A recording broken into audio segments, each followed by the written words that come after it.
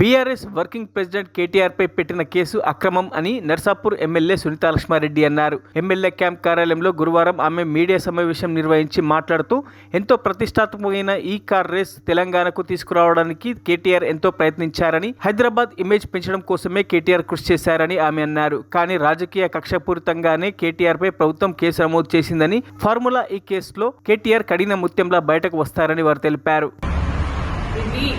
గతంలో చంద్రబాబు నాయుడు గారు కూడా 1992లో ఈ కార్ రేసు మన రాష్ట్రానికి రావాలని శత విధాలుగా ప్రయత్నం చేసినప్పుడు కూడా మన రాష్ట్రానికి అది రాలేకపోయింది. కానీ ఈరోజు కేటీఆర్ గారి ఇమేజ్ ద్వారా వారు ఇండస్ట్రీ అభివృద్ధి కోసం చేసినటువంటి కృషి వలన మరి ప్రపంచ దేశాల్లో ఉన్నటువంటి పెద్ద పెద్ద కంపెనీలకు కూడా ఆకర్షితులై మన రాష్ట్రానికి ఉన్నటువంటి మంచి పేరును దృష్టిలో పెట్టుకుని ఈరోజు ఫార్ములా ఈ రేసింగ్ కు సంబంధించి నిర్వహించడానికి ఇక్కడికి రావడం జరిగింది. అది ఫిబ్రవరి 2023లో నిర్వహించడం జరిగింది. ఈ ఫార్ములా ఈ రేసింగ్ అనేది ఎందుకు నిర్వహిస్తాము అంటే మనకి ప్రపంచవ్యాప్తంగా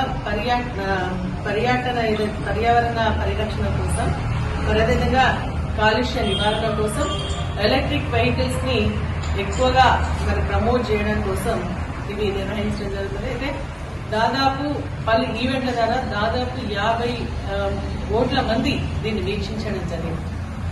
అయితే కంపెనీలన్నీ కూడా ఇక్కడ రావడం వల్ల మనకేంటంటే మన రాష్ట్రానికి కూడా పర్యాటన టూరిజంలో ఇంక్రీజ్ వస్తుంది. వెహికల్స్ కూడా దాదాపు ఒక 700% ఈ రేసింగ్ అయిపోయిన తర్వాత ఫార్ములా ఈ రేసింగ్ సంబంధించిన 700% సంబంధించినటువంటి ఎలక్ట్రిక్ వెహికల్స్ ని ఇంకా కూడా యూజ్ చేయడానికి ఆ విధంగా అవకాశం ఉంటుంది. అదేవిధంగా మనకి ముఖ్యంగా ఏంటంటే ఆదాయం మొన్న దాదాపు ప్రభుత్వం కంటిన్యూస్ ప్రాసెస్ ఎలక్షన్స్ టైంలో ఫిబ్రవరి 2023లో ఈ ఈవెంట్ జరిగితే మరి ఆ ఈవెంట్ కి సంబంధించి ఏంటంటే కేటీఆర్ గారు మంత్రిగా ఉన్నారు. మరి అప్పుడు అధికారుల ఆధ్వర్యంలో మరి వారికి 55 కోట్ల రూపాయలు ఇప్పించడం జరిగింది. అవినీతి జరిగింది, దీంట్లో అంతా కిక్ ప్రోకో జరిగింది అని చెప్పేసి జరిగిందని చెప్పేసి అంటున్నారు. అవినీతి ఎక్కడ జరిగింది మరి చెప్పలేకపోతా ఉన్నారు కాంగ్రెస్ ప్రభుత్వం.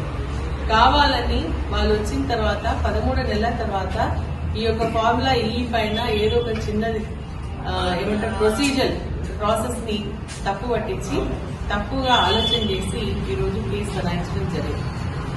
దీంట్లో ఏంటంటే 55 కోట్లు ప్రభుత్వ పరంగా అదేవిధంగా ప్రభుత్వ పరంగా ఇచ్చినామని చెప్పేసి అధికారులు చెప్తున్నారు. అక్కడ నిర్వాహకులు కూడా మాకు అందినాయి ప్రభుత్వం ద్వారా అని చెప్పేసి కూడా మరి చెప్పడం జరుగుతుంది. దీంట్లో ఇంకా ఎక్కడ మనకు అవినీతి జరిగిందో మనకైతే అర్థం కావట్లేదు. కానీ ఈ ప్రభుత్వం ఏంటంటే కావాలని కేటీఆర్ గారికి కక్ష సాధింపు చర్యలుగా ఈ కేసుని బనాయించడం జరిగింది. మరి ఏదైతే కంపెనీ వాళ్ళ ఇది ఒక ఈవెంట్ నిర్వహించుకున్న తర్వాత మళ్ళీ ఇంకా కూడా ఇటువంటి ఈవెంట్స్ మేము నిర్వహించుకుంటామని చెప్పేసి గతంలో ఆ ప్రభుత్వం కేసీఆర్ గారి నాయకత్వంలో వాళ్ళకి ఒప్పందం చేస్తుంది. ఈ ప్రభుత్వం వచ్చిన తర్వాత ఆ ఒప్పందాన్ని కూడా క్యాన్సిల్ చేసి దేశంలో ప్రపంచంలోనే మన తెలంగాణకు చెడ్డ పేరు వచ్చే విధంగా చేయడం జరిగింది. వీళ్ళ రాష్ట్రం ఇంతేనా అని చెప్పేసి రాష్ట్ర దీన్ని దిగజార్చే విధంగా మరి వీళ్ళు చేయడం జరిగింది.